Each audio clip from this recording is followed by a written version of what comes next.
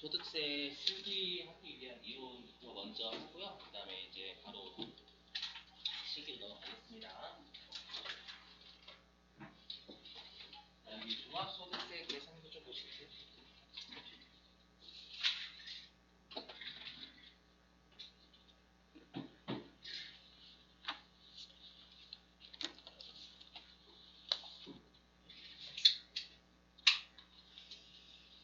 자, 일단 여러분들 여기는 반드시 외워주셔야 돼요. 용어 자체를 좀 외워주셔야 될 게 지금 종합소득세 계산구조라고 돼 있죠.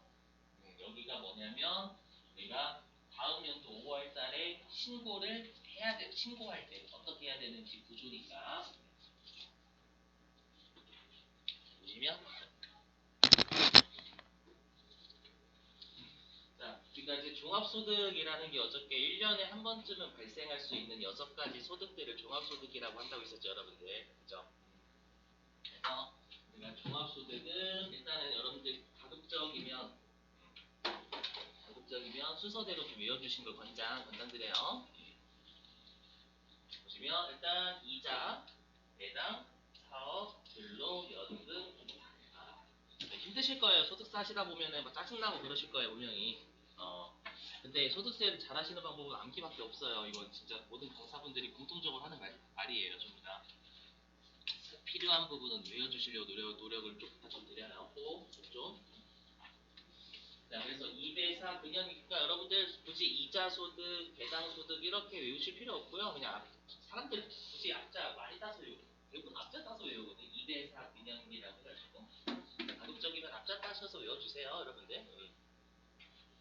그래서 이렇게 6가지 소득들이 있어요, 여러분들. 근데 우리가 지금은 소득에 대해서 공부하는 게 아니라요. 되게 중요한데 다음 연도 5월 달에 신고할 소득이 얼마인지 아는 거예요. 근데 얘는 그냥 내가 벌어들인 거면 다 소득이에요. 예를 들면 내가 여기에서 여러분들 그 어저께 복권 당첨 소득이 분리과세라고 했죠.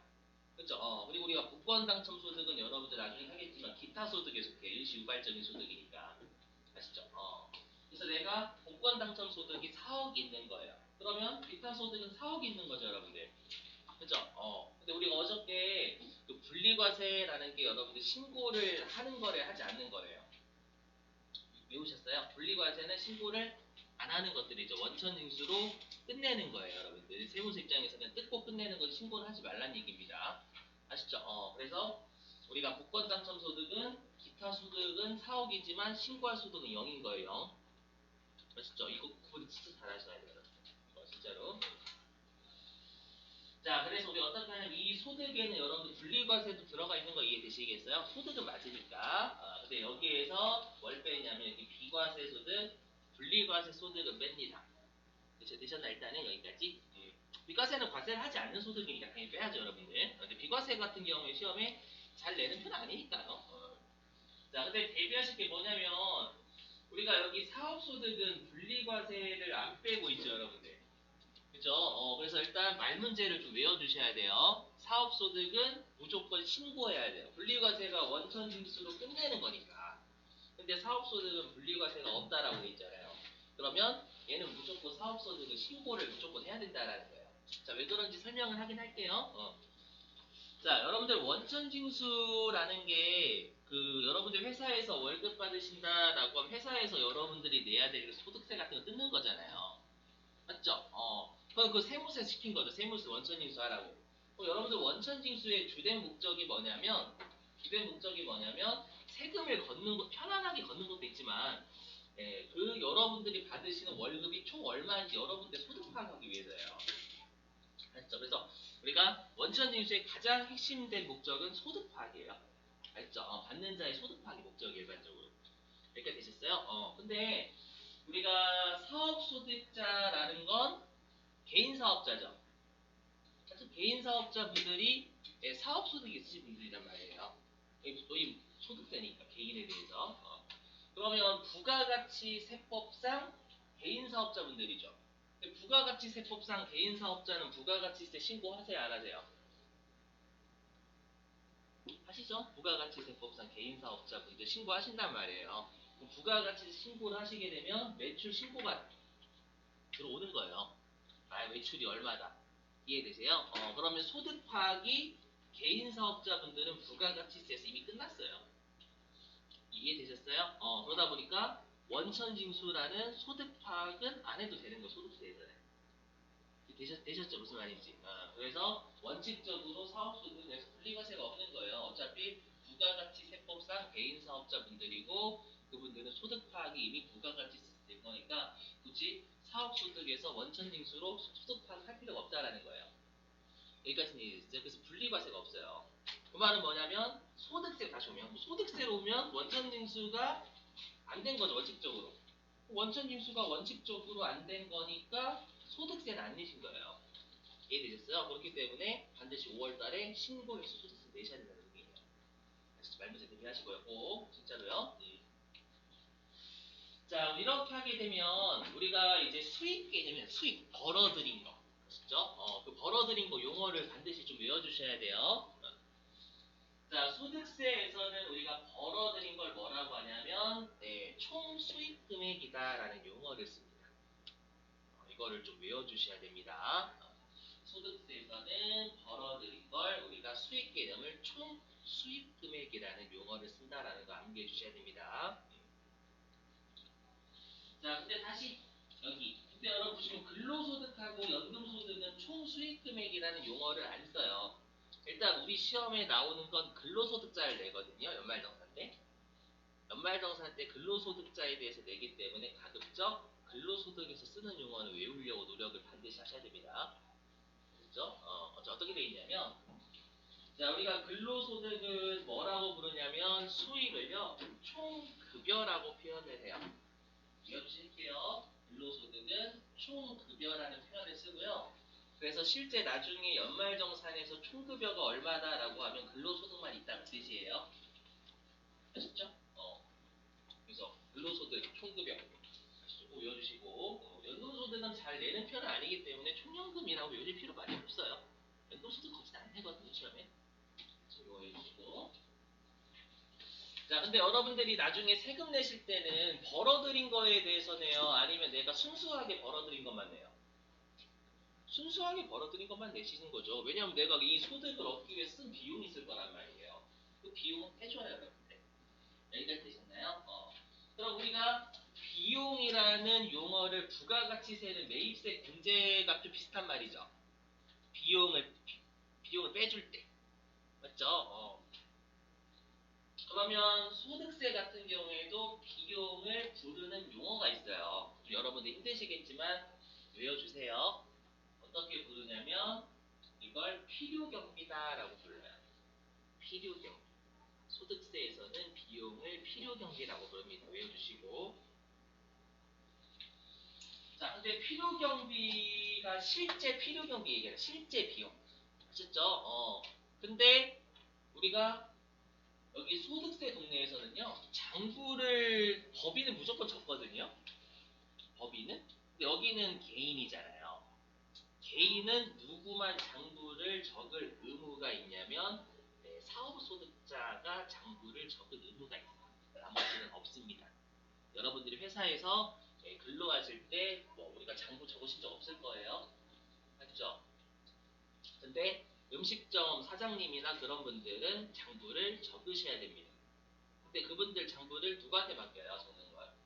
그래서 세무 대리인한테 맡기잖아요. 회계에서 분들이라든지 왜 그래요? 장부를 적어야 되는데 장부를 적으라고 나라에서 시켰는데 내가 적을 능력이 없어요. 안 되니까 돈을 주고서라도 장부를 맡기는 거예요. 그렇죠? 적으라고 얘기를 안 하면 장부를 맡길 필요가 없죠. 이해되시겠어요? 그래서 사업소득자는 실제 비용을 인정해요. 임차료 얼마 썼는지 기록하고 종업원 월급 준 거 얼마인지 기록하기 때문에 실제 필요경비를 인정한다라고 이거 알 문제요. 그 다음에 기타 소득도 실제 필요경비를 인정한다라고 돼 있어요. 무슨 말이냐? 복권이 대표적인 복권 여러분들 로또 한 장에 1,000원이잖아요. 그죠? 그럼 1,000원이 필요경비가 돼요. 한 장 살 때. 오케이? 기타 소득도 실제 필요경비를 인정하고 실제 필요경비를 파악할 수 있는 애들이 몇 가지 있단 말이에요. 그죠? 자, 이제는 말 문제입니다. 여러분 우리가 이자 소득은 비용이 있을까요? 없을까요? 잘 생각해 보시면 그냥 은행에 돈 넣기만 하면 이자는 굴러 들어와요, 알아서. 그렇게 생각해 보시면 그래서 내가 이자를 얻기 위해서 쓴 거 엄밀히 하면 없어요, 여러분들. 그래서 뭐라고 하냐면 나중에 하겠지만 이자 소득은 비용을 인정하지 않습니다, 여러분들. 배당 소득도 마찬가지. 배당 소득도 엄밀히 얘기하면 여러분들 주식을 사야 되긴 하지만 무시하시고 그냥 주식 가지고 있으면 배당 소득 들어오는 거니까 얘도 비용은 안 빼줍니다. 아시죠? 지금은 그렇게 알고 계시고. 자, 그리고 근로소득은 분명히 비용이 있어요. 맞죠? 연금소득도 분명히 비용이 있습니다. 어떤 비용이냐? 여러분들 회사에서 월급 받으실 때 분명히 교통비라든지, 맞죠? 식비라든지, 이런 것 지출이 있단 말이에요, 대표적으로. 근데 그걸 장부에 안 적으시죠? 그죠? 그 다음에 연금소득도 마찬가지예요. 내가 젊었을 때 내는 게 있잖아요. 국민연금이요. 그걸 장부에 안 적는단 말이에요. 그러다 보니까 실제 쓴 게 있긴 한데 장부를 안 적기 때문에 얼마인지 알 수가 없어, 세무사 입장에서는요. 그래서 어떻게 해주냐면 여기 근로소득이나 연금소득은요, 벌어들인 거 있죠. 벌어들인 것의 일정 퍼센트를 비용으로 추정해서 빼줘야 합니다. 벌어들인 거 수익의 일정 퍼센트를 비용으로 추정해서 빼줘요. 그걸 우리가 뭐라고 하냐면 소득공제다라고 불러요. 특히 근로소득은 용어 외워주셔야 돼요.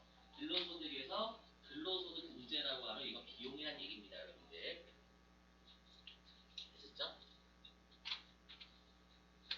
외워주시고 가셔가지고요. 자, 이렇게 하게 되면 이제 우리가 이제 이익이 나오죠, 이익. 수익에서 비용을 뺀 게 이익이니까 이 이익적 개념을 우리가 뭐라고 하냐면 소득금액이라, 이거 용어가 같아요. 그래서 다 소득금액이라는 용어를 씁니다. 자, 근데 이 6가지 소득금액은 언제 구하냐면 12월 31일 날 구하는 거예요. 12월 31일 날 각각 나의 소득금액, 종합소득금액 6가지를 구하는 겁니다. 아시죠? 근데 우리가 어저께 한 사람이 두 가지 이상의 소득 금액이 있다면 걔네들을 합친 것의 누진세율로 여러분 신고하는 게 맞다면서요. 맞죠? 그래서 나중에 5월 31일 날은 이 6가지의 소득 금액을 합쳐요. 아시죠? 이걸 뭐라고 하냐면 종합소득금액이다라고 불러요. 그러니까 여러분들이 정확하게 아실 게 종합소득금액은 5월 달에 신고할 종합소득세가 돼요. 5월 달에 신고할 종합소득세가 되는 겁니다. 아시죠? 이거 정말 조심하셔야 돼요. 어떻게 장난을 치냐면, 자, 대략 느낌 좀 드릴게요. 예를 들어가지고, 어저께 여러분들 그 인적공제 있었죠, 뭔가. 이게 중요하다라고 했었잖아요. 어저께 인적공제라고 해가지고, 부양가족 수를 고려해서 빼주는 거요. 그죠? 자, 근데 여기에서 부양가족은 내가 부양할 가족을 빼줘요. 내가 부양할. 그 말은 반대로 내가 부양당할 가족은 안 빼줘요. 예를 들어가지고, 여러분들의 부모님 연봉이 10억이래요. 내가 부양을 해요, 부양을 당해요. 부양을 당하는 거죠, 여러분들. 맞죠? 그래서 일반적으로 우리가 내가 부양을 해야 할 가족만 빼줘요. 그 가족이 있어야지. 아시죠? 근데 그때 부양할 가족을 뭐로 따지냐면 소득 가지고 따지는 게 아니라 소득 금액 가지고 따져요. 무슨 말이냐? 여러분들 어머니께서요, 여러분 부모님께서 일용직 분이시래, 일용직. 일용직인데 1년에 한 50억 버시는 50억. 그러면 그분은 내가 부양 당할 사람인 것 같잖아요. 아니에요. 됩니다. 왜냐면 그분은 근로소득 금액이 없어요. 그죠? 신고할 근로소득은 없는 거잖아요. 이해되세요? 그러면 그 부모님은 나의 공제 대상 가족이 돼요. 부양 가족. 아시죠? 그래서 절대 소득하고 소득 금액은 다른 용어입니다, 여러분들. 소득은 내가 벌어들인 거 전체. 하지만 소득 금액은 신고할 소득이 되는 거예요. 잘 아시고. 그리고 종합소득금액이라는 용어 나오면 6가지 종합소득세를 합친 거 5월 달에 신고할 거라는 거 반드시 알고 계셔야 됩니다. 그래서 연말정산할 때 아시죠? 거진 15점짜리로 나와요. 아시죠? 다 나오면 15점은 다 나오니까 대비 잘 하셔야 됩니다. 진짜로. 자, 넘어갈게요. 자, 원래 여기서부터 해야 되는데 어저께도 말씀드렸지만 이론 실기부터 먼저 할 거예요. 그럼 실기와 관련된 이론을 해야 되겠죠, 여러분들. 그죠? 그래서 뭐를 좀 할 거냐면 여기를 좀 하겠습니다. 자, 일단 어디를 할 거냐면요. 여기 근로소득. 근로소득부터 하겠습니다.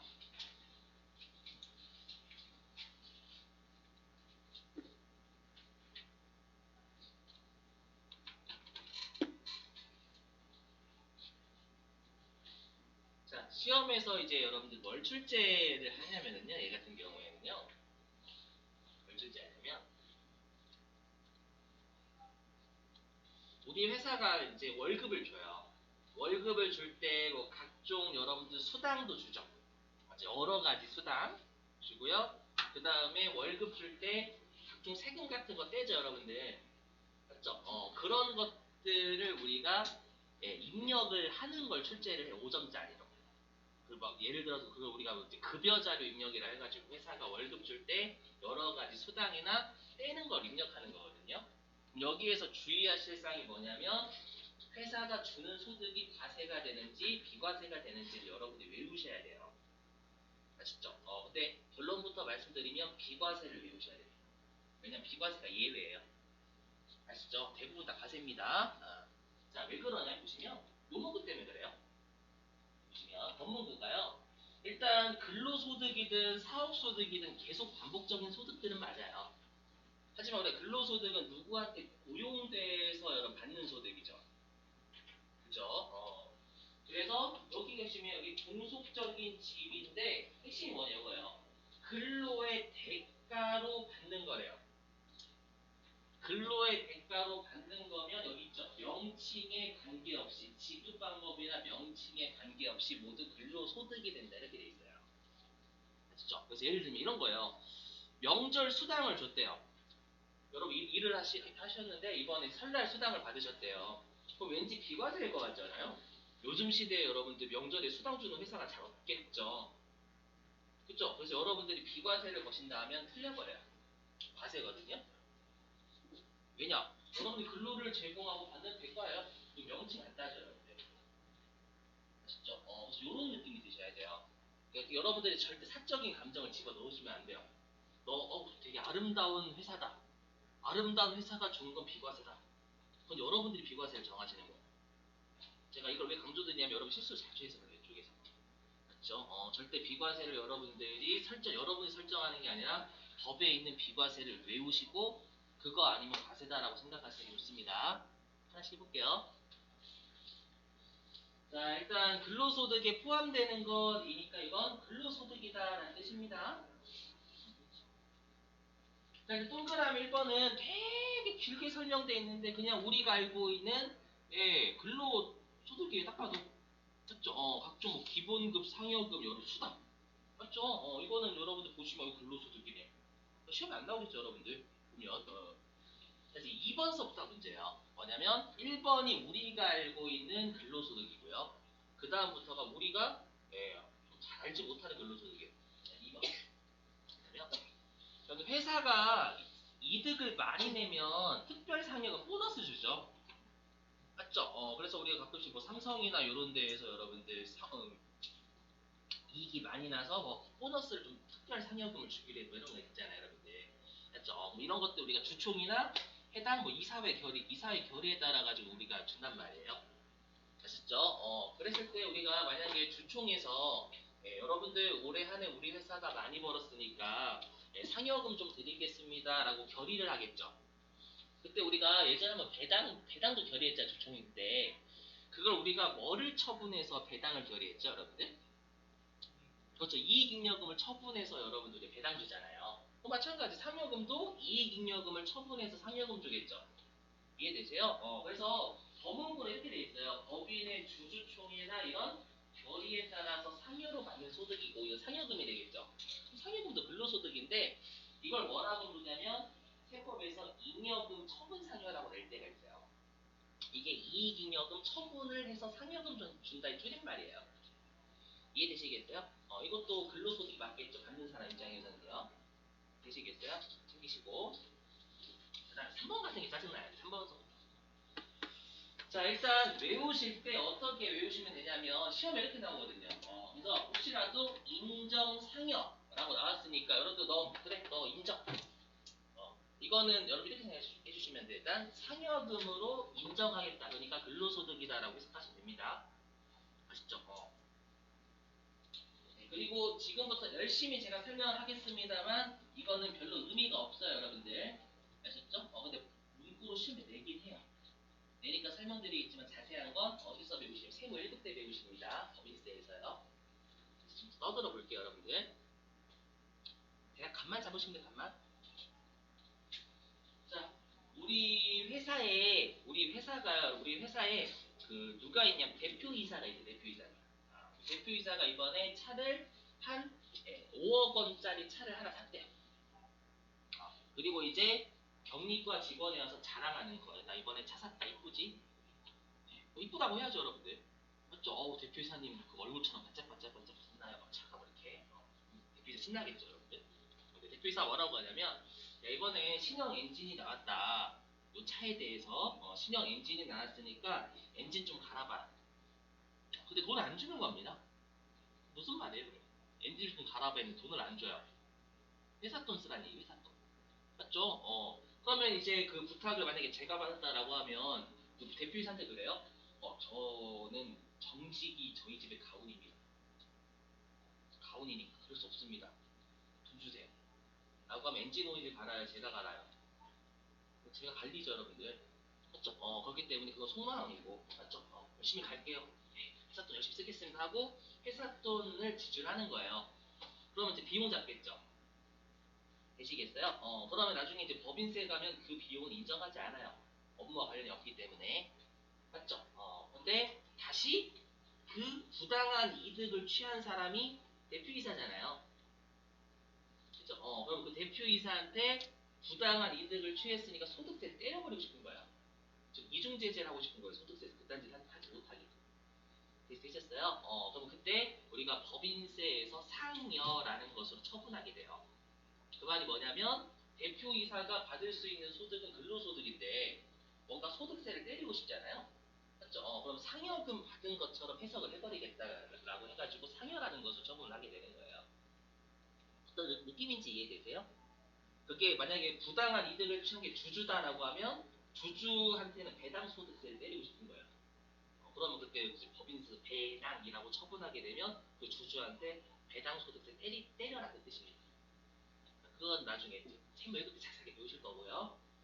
아시죠? 어떤 느낌인지 되셨어요? 그래서 시험에 이렇게 법인세법에 따라서 그렇게 처분된이라고 하면 부당한 이득을 취한 그 개인한테 해당 소득세 때리겠다는 뜻이에요. 아시죠? 이렇게 내거나 아니면 인정상해라고 내거나 둘 중 하나입니다. 아시죠? 근데 혹시라도 해석하시면 그냥 상여금 인정 이렇게 해석해 주시면 되고 아셨죠? 이 정도로만 할게요, 여러분들. 자, 그 다음에 동그라미 4번은 최근에 나왔어요. 아마 정말 가장 최근 회차일 거예요. 근데 용어 자체가 그지 같아요. 맞죠? 한국말인지 의심스럽죠? 퇴직으로 인해서 붙는 소득인데 퇴직 소득에 속하지 아니하는 소득. 그죠? 진짜 한국말 해석하기 진짜 어려워요. 이게 무슨 말인지 설명드리면 그 여러분들이 퇴직 소득하고 근로소득 중에서요. 뭐가 세금을 적게 내냐면 퇴직 소득이 거의 2배 적게 냅니다. 이건 받아들여 주시면 안 될까요, 여러분들? 그런 게 있다. 그러면 그 말은 뭐냐면 특히 이제 우리가 임원은 강자죠. 임원. 임원은 강자이고요. 그 다음에 본인이 근로소득보다는 퇴직소득이 세금을 적게 내기 때문에 퇴직소득으로 과세가 되는 걸 원하는 거예요. 이해되시겠어요? 그래서 임원은 강자기 때문에 우리가 세법마다 임원에 대해서는 여기까지가 퇴직소득이다라는 한도를 둬요. 그렇죠? 여기까지가 퇴직소득이다라는 한도를 두고요. 그 다음에 우리가 개인이란다. 직원은 한도가 없어요. 한도 없이 한 100억 줘도 퇴직소득 인정합니다, 여러분들. 아시죠? 그래서 우리가 이제 임원이 짱구를 굴린 거예요. 어떻게 하냐면 자기가 분명히 일하면서 받았으니까 근로소득이잖아요. 맞죠? 근데 1,000만 원을 받아야 되는데 해당 경리과 직원한테 얘기하는 거예요. 나 1,000만 원 주지 말고 600만 원만 매달 줘라. 그리고 나머지 400만 원은 모아놨다가 나 퇴직할 때 줘라고 하는 거예요. 그럴 수 있겠죠. 퇴직소득 과세가 되는 게 유리하니까. 이해되셨어요? 그렇게 해가지고 나중에 퇴사할 때 임원이 퇴사할 때 얼마 받았냐면 7천만 원 받았대요. 예를 들어가지고 아시죠? 7천만 원 받았는데 임원의 퇴직 소득의 한도가 5천만 원이래요. 그럼 5천만 원보다 2천만 원 더 받았죠. 그죠? 그럼 그 2천만 원은 세금을 때릴 때 퇴직 소득세를 때리는 게 아니라 근로소득세를 때려버리는 거예요. 그래야 세금을 많이 내는 겁니다.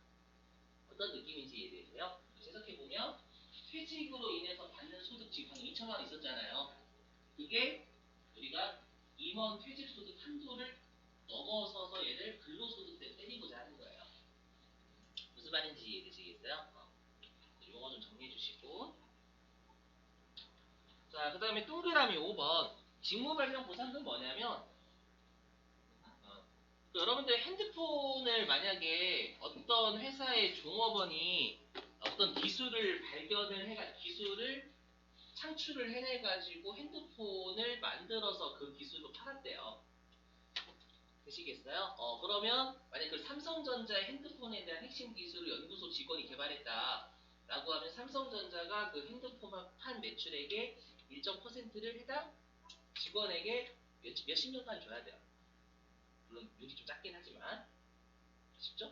근데 이거 대비하실 게 뭐냐면 이게 재직 기간 중에 그 연구소 직원이 삼성전자에 근무할 때 받으면 그때는 근로소득이 돼요. 제가 몇십 년간 받을 수 있다고 했었잖아요. 퇴사하고도 받아요. 그렇죠. 그래서 만약에 퇴사 후 받으면 고용관계는 없죠. 일시적인 소득으로 받아가지고 기타 소득으로 받게 되는 거예요. 염두해 주시고요. 자, 동그라미 6번. 여러분 혹시 스톡 옵션이라는 거 스톡 옵션? 아니면 주식 매수 선택권. 이게 뭐냐면 예를 들어볼게요. 자, 여러분들의 회사가 상장 회사래요. 여러분들이 근무하시는 회사 상장 회사인데 지금 주가가 2,000원이라고 돼. 2,000원. 그렇죠. 2,000원. 2,000원인데 회사가 그러는 거예요.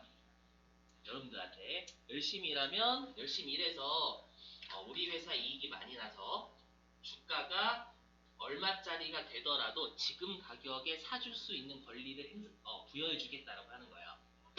그래서 나중에 한 3년 뒤에 여러분들 회사가 한 5,000원짜리 회사가 됐대요. 2,000원에서 5,000원짜리 회사가 됐답니다. 그 원래 5,000원 주고 사야 되는 거잖아요. 그렇죠. 근데 여러분들이 그 주식 매수 선택권 행사할게요 라고 하게 되면 5,000원짜리 주식을 예전에 약속한 2,000원에 사실 수 있어요. 이해되세요? 그럼 3,000원만큼 한 주당 이득을 보는 거죠. 있었죠? 그것도 내가 근로를 대가로 받는 소득으로 보는 거예요. 됐죠? 여기 재직 기간 중에 행사에서 얻으면 그것도 근로소득이에요. 맞죠? 근데 퇴사 후에 행사할 수도 있거든요. 받았으니까. 퇴사 후 행사 받으면 얘도 기타 소득 똑같아요. 아시죠? 그 다음에 고용관계 없이 부여하는 건 여러분들 좀 외부에 우리 회사에 근무하지 않는 직원들을 좀 채용하기 위해 가지고 스톡옵션 주는 경우가 있어요. 유망주에 유망주. 유망주인데 우리 회사에 근무하고 가지 않아요. 걔를 꼬시기 위해 사는 거예요. 오면 스톡옵션 행사해주고 이렇게. 아시죠? 이것도 일시적인 소득이니까 기타 소득. 드시겠어요? 이게 주식매수 때가 나왔거든요. 여기서 얻어 걸리면 되게 좋아요, 여러분들. 맞죠? 우리 지금 실기하기 위한 이론하는 갑자기 이론이 나와버렸어, 시험에. 감사합니다, 문제죠, 여러분들. 실기 공부하면 반드시 거쳐야 될 곳이니까. 그래서 여기 나오면 좋아요, 미래. 다른 동네에서 나와요, 좋죠. 실기와 관련된 이론이 나오면. 그렇죠? 얻어 걸리면 좋아요, 여러분들. 자, 그 다음에 근로소득에 포함되지 않는 것. 이건 근로소득이 아니다라는 뜻이에요. 자, 이것만 외우시면 돼요, 우리 시험. 왜냐면 여러분들 회사가 혹시라도 여러분들 생일에 한 생일이어가지고 한 30만 원 줬대요. 그 정도 괜찮죠? 맞죠? 그래서 우리가 근로소득에서는 여기 사회 통념상 타당하다고 인정되는 경조금 이렇게 돼 있어요. 법문부가요. 얼마인지 저도 몰라요. 여러분. 저도 듣지 마시고 저도 잘 몰라요. 그렇죠? 시험에서는 그냥 이렇게 나와요. 그렇죠? 그렇게 하면 근로소득이 아니다라고 생각해 주시면 됩니다. 그렇죠? 봐도 되죠, 여러분들? 네, 혹시라도 개인적으로 궁금하시면 쉬는 시간에 좀 보시고. 자, 중요하겠죠, 이제 비과세. 여기를 오늘 달달달 외우셔야 됩니다.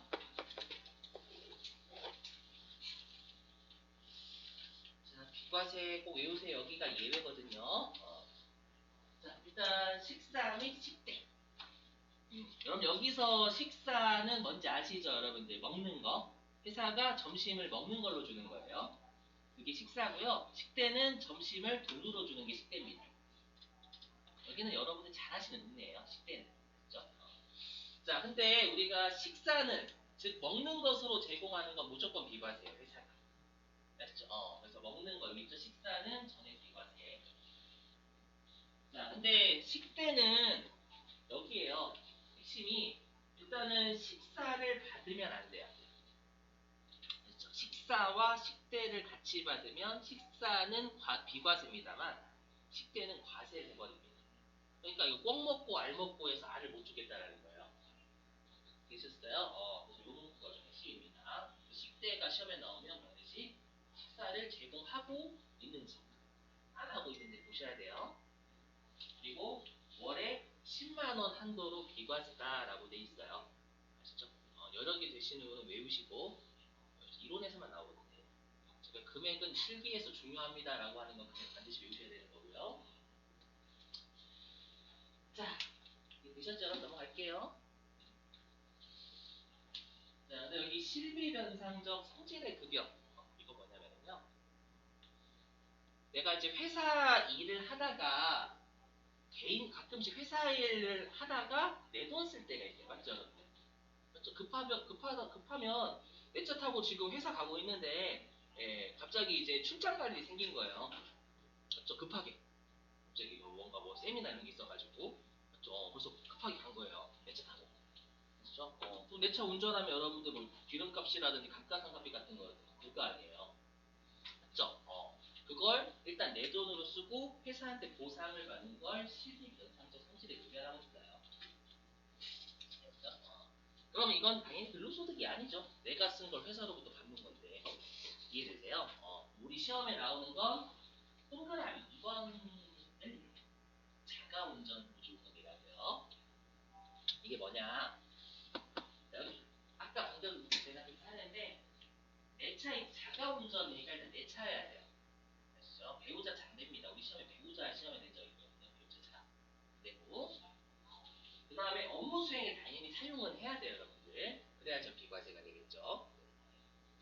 그래서 업무 수행에 이용해야 되고요. 여기까지는 장난을 잘 안 치는데 장난을 가장 많이 치는 게 뭐냐면 여기 두 번째 줄이에요. 실제 출장에 내가 소요된 여비를 회사로부터 받으면 안 돼요. 뭐라고 되냐 법무부가 회사가 해당 자가운전 보조금에 대한 규정을 정해놔야 됩니다. 대부분의 회사들이 정해놔요. 우린 시험이잖아요. 시험이니까 안 정해놓는 회사도 있을 거예요. 우리 시험은. 그렇죠? 그래서 여기 있죠? 정해진 지급 기준이 있어야 돼요. 그래야지만 이 자가운전 보조금이 비과세가 됩니다. 월 20만 원까지고요. 아시죠? 모두 만족이에요. 내 차, 업무 수행, 그 다음에 정해진 지급 기준에 따라서 받을 것 이렇게 돼 있어요. 아시죠? 근데 우리 시험에는 어떻게 내냐면 실제 출장 등에 소요된 교통비를 지급하지는 않는다 이렇게 출제합니다. 보이세요? 여기 실제 발생된 교통비를 별도로 지급하지 않는다 이렇게만 해요. 그 말은 그냥 회사의 정해진 기준에 따라서 준다는 뜻을 해석해 주셔야 됩니다, 여러분들. 아시죠? 이직이 안 됩니다. 시험에서는 주로 실제 여비를 주냐 안 주냐로 보시면 돼요. 여비를 준다라고 하면 과세인 거고요. 여비를 실제 발생된 교통비를 주지는 않는다라고 하면 비과세가 되는 겁니다. 아시죠? 그렇게 판단하셔야 됩니다. 갈게요. 자, 그다음 우리 시험에 나오는 게 여러분들 연구소 직원들 여기 교사나 연구소 직원분들이 받는 연구보조비도 월 20만 원까지 비과세고 이건 시험에 몇 번 많이 냈어요. 외워주시고요. 나머지는 된 적 없으니까 보지 마시고.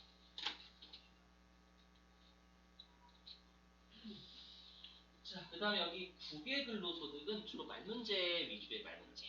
말문제.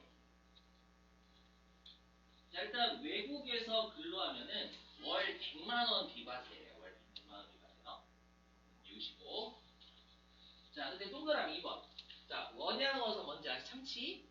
그 다음에 외항 선박은 외국을 항행하는 선박이다 그 뜻입니다. 외국 돌아다니는 돼 있죠. 그 다음에 외국에서 건설하시는 근로자. 외국에서 근무하시는 분들 중에 또 좀 많이 더 힘드신 분들이죠. 그렇죠. 이분들은 월 300만 원 비과세예요. 물론 여러분들 이거 실기하고 관련성은 있어요. 근데 세무 2급은 주로 국내 근무를 시험에 많이 내요. 아시죠? 외국에 근무하는 분들 낸 적이 없어요. 아시죠? 근데 혹시라도 외국에 근무하는 사람을 시험에 낸다면 어떻게 할지는 또 띄우겠습니다. 2교시 때. 자, 그 다음 여기 생산직 근로자, 초과 근로자. 보시면. 자, 여러분 우리가 40분이 지나가지고 좀 힘드실 것들 많이. 지금 거의 오시죠, 여러분들 그분이. 그분이 진짜 자매 유정. 자매 유정이시죠? 원래 이 파트가 그래요. 제가 알고 있습니다. 진짜 싫어하는 자, 뭐냐라고 하면 우리가 정상 근로 시간이 여러분들 9시부터 6시까지죠. 그죠? 근데 6시 이후에 근무하면 6시부터 10시까지는 저녁 빼고요. 저녁 먹는 거 빼고 아마 1.5배 더 맞죠? 기본급에 1.5배 더 받는 걸로 알고 있고 그 다음에 10시부터 새벽 6시까지는 2배인가? 그죠? 그거라든지 그러니까 휴일에 근로하는 거 합쳐서 그냥 초과 근로 수당이라고 치면 해요. 그러니까 정상 근로 시간 이외에 수당 받는 거라고 생각하시면 되세요. 아셨죠? 근데 여기 초과 근로 수당이라고 돼 있어요. 생산직 근로자라고 돼 있어요. 생산직 근로자이기 때문에 이 초과 근로 수당은 생산직밖에 안 됩니다. 그래서 시험에 우리 그 소득세는 되게 업종이 중요해요. 어떤 부서인지가 되게 중요합니다. 아시죠? 그래서 시험에 생산 영업부 사원인 누구는 이렇게 출제를 하면 그거 생산직 아니다 그 뜻이에요.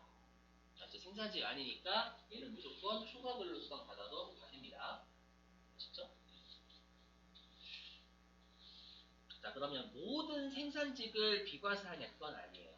소득이 낮으신 생산직만 비과세입니다. 이거 외워주셔야 돼요. 시험에 돼요. 자, 일단 월정액 210만 원이야. 이게 다달이 받는 거 월정액 급여라고 표현합니다. 얼마나 다달이 받는 거. 그 다음에 직전 과세 기간이 직전 1년이죠. 전체. 그게 3천만 원이야. 앤드 생산직 근로자니까 이 세 가지 요건 모두 만족을 해야 돼요.